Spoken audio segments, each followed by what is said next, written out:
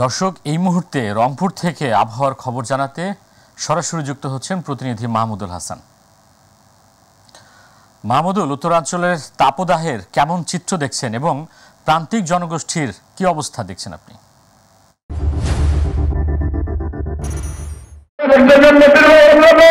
জি মহসিন, আপনি যেমনটা বলছিলেন যে রংপুরে যে বেশ কিছুদিন ধরে তাপ প্রবাহের সাথে সাথে যে তীব্র লোডশেডিং হয়েছে, এরপর আপনাকে যদি জানিয়ে রাখি যে রংপুরে কিন্তু এই যে বৃষ্টির প্রার্থনায় কিন্তু যে সালাতুল ইস্তিসকার যে নামাজ সেটি কিন্তু আদায়ের পরে মুসল্লিরা হাজারো মুসল্লি কিন্তু তারা আসলে কেঁদে কেঁদে, অর্থাৎ যে সৃষ্টিকর্তার কাছে যে রহমতের পানির জন্য কিন্তু আসলে কেঁদে কেঁদে প্রার্থনায় রত হয়েছে। এখানে কিন্তু বাদ জুমা আমি রয়েছি রংপুরের আজদামনগর জামে মসজিদে। এখানে কিন্তু বাদ জুমার পরে কিন্তু এখানে যে দুই রাকাত সালাতুল ইস্তিসকার যেটি বৃষ্টির জন্য প্রার্থনা করে যে নামাজ আদায় হয়, সেই দুই রাকাত নামাজ আদায়ের পরে কিন্তু হাজারো মুসল্লির উপস্থিতিতে কিন্তু এখানে নামাজ শেষে এখানকার যে আজদামনগর জামে মসজিদের যে ইমাম অধ্যাপক নুরুল আমিন তিনি কিন্তু এখানে দর্শন করছেন এবং হাজারো মুসল্লিরা কিন্তু সেখানে কেঁদে কেঁদে সৃষ্টিকর্তার কাছে যে রহমতের বৃষ্টির জন্য প্রার্থনায় রত হয়েছে। এখানে আমরা দেখেছি হাজারো মুসল্লি কিন্তু এই প্রাঙ্গণে তারা জড়ো হয়েছেন এবং বৃষ্টির প্রার্থনা করে তারা সালাতুল ইস্তিসকার নামাজ আদায় করছেন।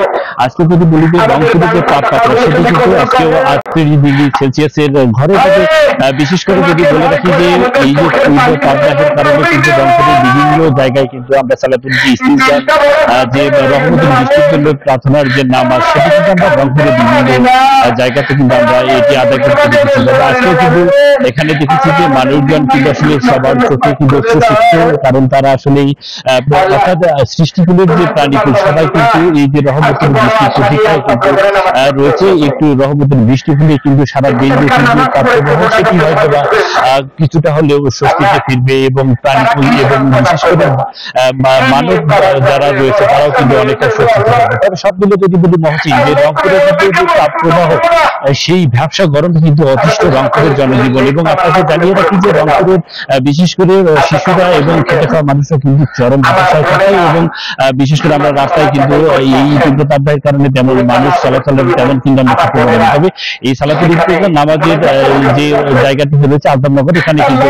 চলমান রয়েছে এবং আপনাকে এর পরবর্তীতে হয়তো বা জানিয়ে দিতে পারবো রংপুরের তাপপ্রবাহের সর্বশেষ পরিস্থিতি। এই ছিল আমার কাছে মহসিন।